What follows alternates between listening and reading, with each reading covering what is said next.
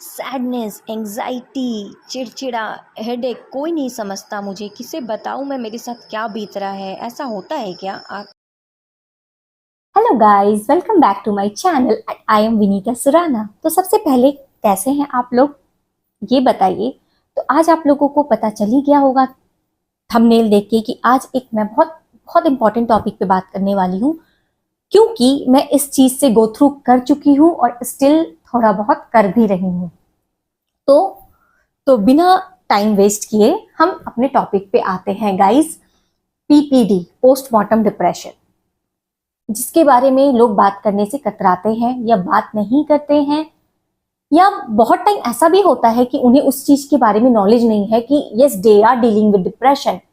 ये कुछ ऐसा नहीं है कि आप इसके बारे में बात नहीं कर सकते हैं या आप डर रहे हैं या आप किसी को बात करोगे तो कोई क्या बोलेगा, कि कोई फैमिली मेंबर हेजिटेट होगा। नहीं, ऐसा बिल्कुल भी नहीं सोचना है, क्योंकि ऐसा फील करने वाली आप अकेली नहीं है, बहुत लोग हैं।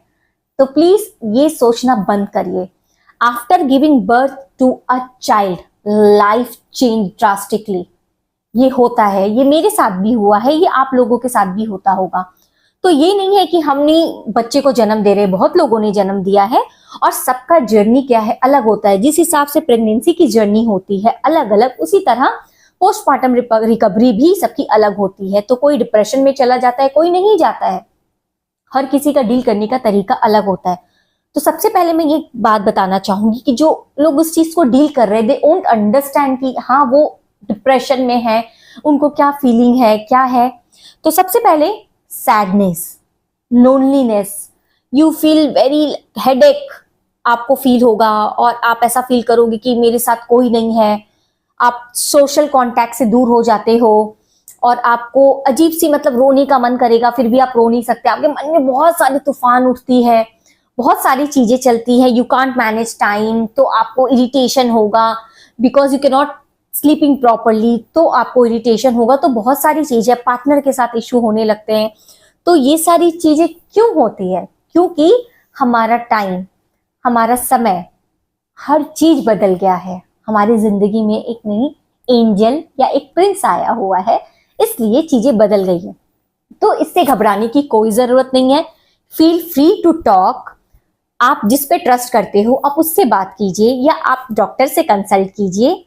आपको डॉक्टर भी सहयोग करेगा इस चीज के लिए, या फिर आप अपने फ्रेंड या अपने हस्बैंड, उनसे बात करिए। मुझे लगता है सबसे बेटर ऑप्शन है हस्बैंड। तो मेरे साथ क्या हुआ था मैं आपको ये बताती हूँ। मुझे अचानक से मतलब ऐसा फील होने लगता था, मैं गुस्सा हो जाती थी, इरिटेट हो जाती थी। मैं रात में सोने जाती थी, मेरा नींद नहीं होता था। दोपहर में मैं जब सोने जाती, मेरा नींद नहीं होता। मैं जब सोने जाती हूँ मेरी बेबी उठ जाती है, तो मेरा नींद नहीं होता। मैं बहुत क्रैंकी हो जाती, मैं कुशल से फाइट करती। मैं मतलब मैं मैनेज ही नहीं कर पा रही थी, क्योंकि मुझे ऐसा लग रहा था ना मेरी चीजें खोई जा रही हैं। I am a working women guys, मैं हमेशा से काम करती थी। जब मैं देख रही हूँ कि मैं घर पे एकदम बंद चुकी हूँ, मेरा कुछ नहीं, मुझे ऐसा लग रहा था कि मेरे हाथों से सब छूट रहा है। लिटरली मैं ये फील करती थी कि मेरे हाथों से सब छूट रहा है। तो फिर मैं क्या करूं? मेरा करियर चला जाएगा, मैं क्या करूं? हालांकि ये डिसीजन मेरा है, मैंने कुछ गलत तो नहीं किया है। मेरी बेबी आई है तो मुझे बहुत खुश रहना चाहिए, मैं उस चीज के लिए बहुत हैप्पी हूँ। बट मेरे अंदर बहुत सारी मतलब तूफान चल रही थी। तो मैंने क्या किया, I set one day and I talk to my husband. Literally उन्होंने मुझे बैठाया और उन्होंने मुझे समझाया, विनीता ये टाइम है, निकल जाएगा। काम, काम, अपने आप को टाइम दो, मेडिटेशन करो। ये सबके साथ होता है, क्योंकि लाइफ है ना गाइज, वो ऐसी नहीं होती, वो ऐसी होती है। तो अब मैं उन चीजों को बहुत एंजॉय करती हूँ। अगर आप ये सोचोगे ना कि ये बर्डन है, ये है, ये करना है, ये करना है, तो नहीं होगा। You have to be flexible. मैंने एक ही चीज सीखा अपने हस्बैंड से, फ्लेक्सिबल एंड अंडरस्टैंडिंग। एडजस्टमेंट करना बहुत जरूरी है। समय के साथ आपको एडजस्टमेंट करना पड़ेगा। आप अगर परफेक्शनिस्ट हो ना, आपको वो चीज छोड़ना पड़ेगा, क्योंकि आप उस टाइम पे बेबी का केयर कर रहे हो, तो हर चीज को परफेक्शन वे में नहीं कर सकते।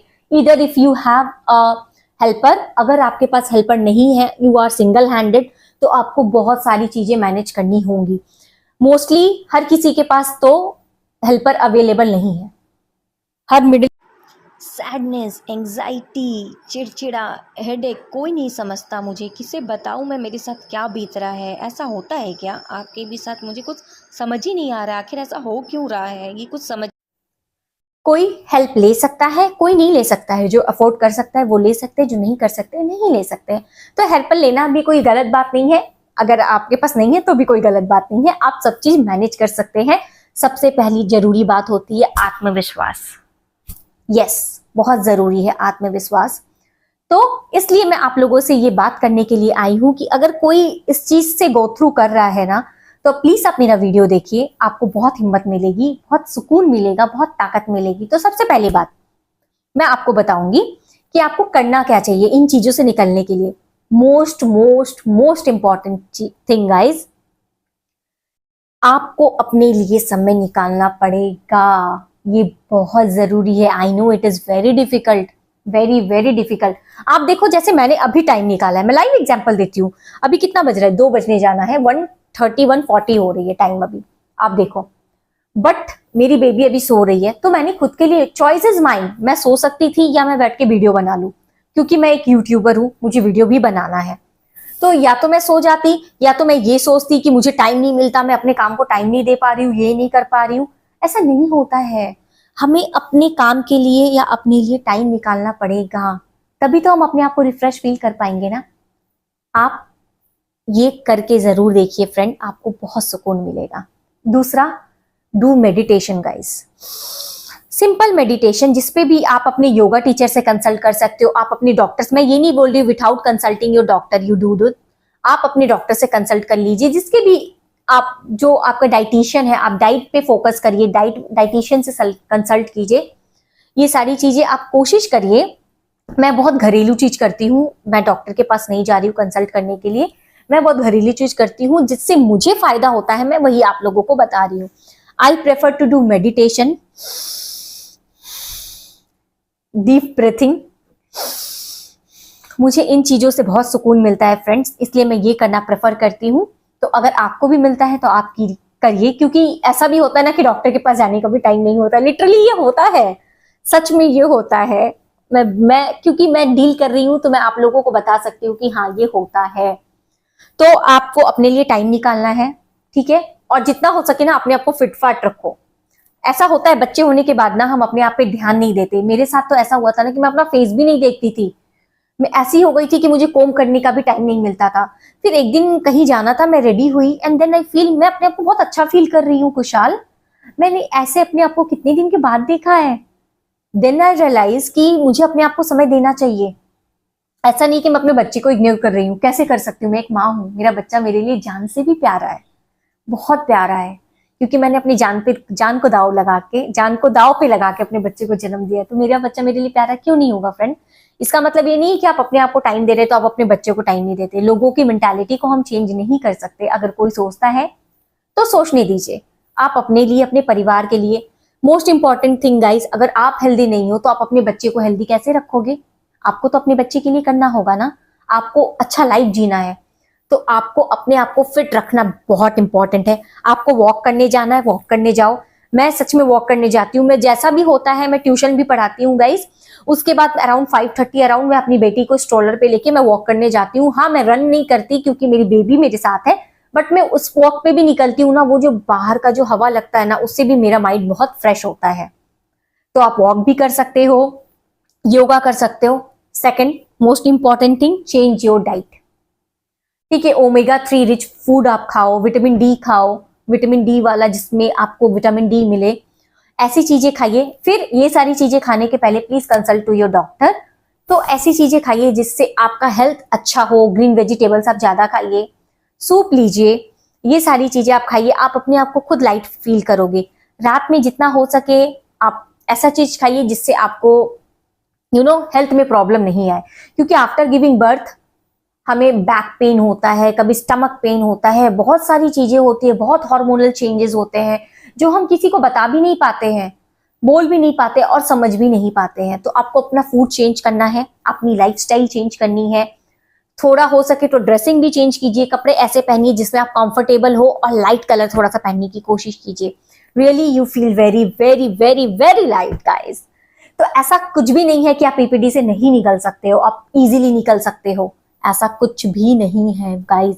ये कुछ ऐसा पहाड़ या वो नहीं है, राई का कुछ नहीं है।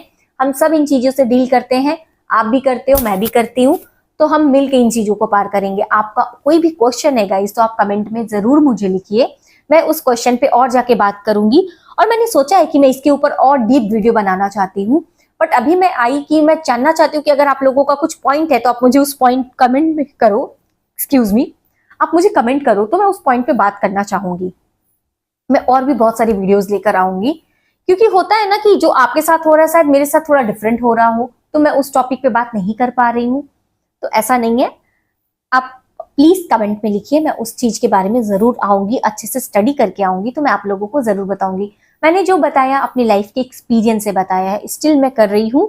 मेरी बेबी भी जस्ट 1 ईयर की हुई है, तो अभी भी मैं ये चीज कर ही रही हूँ। और फ्रेंड, किसी का डिलीवरी सी सेक्शन होता है तो किसी का नॉर्मल होता है, तो जैसा भी होता है, मेरा डिलीवरी जो था वो नॉर्मल डिलीवरी था। अभी लास्ट ईयर हुआ था मेरी डिलीवरी, मुझे कोई भी कॉम्प्लिकेशन नहीं थी। And also I am blessed कि मेरी डॉक्टर ने 1% भी चांस नहीं लिया था सी सेक्शन करने का। वो through out the time ready थी, उन्होंने पूरा वेट किया। मेरा ड्यू डेट था 11th and she waited till 13th and 13th evening I give birth to my little angel daughter Pranshi. तो ऐसा था। फिर भी ऐसा नहीं है कि मेरा सी सेक्शन नहीं हुआ है तो मुझे प्रॉब्लम नहीं होते गाइज। सबसे पहला चीज, हमें अपने बॉडी को देख के भी कभी कभी वो होता है कि यार मैं ऐसी तो नहीं दिखती थी, कपड़े नहीं आते, तो उस चीजों को लेके भी इरिटेशन होता है कि ये कपड़ा नहीं आ रहा, मैं ये ड्रेस नहीं कर पा रही हूँ, अपना ड्रेसिंग सेंस चेंज करना पड़ता है। बहुत सारी चीजें होती है गाइज, बहुत सारी चीजें हैं इस पे बात करने के लिए। मैं इस पे और भी डिटेल में बात करूंगी, तो इसलिए आप मुझे कमेंट करके जरूर बताना, तो मैं इसके बारे में और भी लॉन्ग वीडियो लेकर आऊंगी guys. So please do like, share and subscribe to my channel, और मिलते हैं आप लोगों से नेक्स्ट वीडियो में। टिल देन स्टे हैप्पी, और ज्यादा से ज्यादा अपना इंट्रोडक्शन और अपना ग्रुप बनाइए न्यू मॉमीज के साथ, so you will get new ideas like I am doing. अभी जब हमारे बच्चे स्कूल जाना स्टार्ट करेंगे तो हमें ऑलरेडी कंपनी मिलेगी, हम भी बाहर जाएंगे, अभी हम बाहर नहीं जा पा रहे इतना, तो हमारा और भी कनेक्शन बनेगा, और भी नई नई मॉम्स के साथ हम मिलेंगे और नए नए बच्चों के साथ मिलेंगे, तो हमारा एक्सपीरियंस बढ़ेगा। तो इसलिए आप मेरे साथ स्टे ट्यून रहिए, मैं आप लोगों को बहुत सारी आइडियाज, अपना एक्सपीरियंस शेयर करती रहूंगी।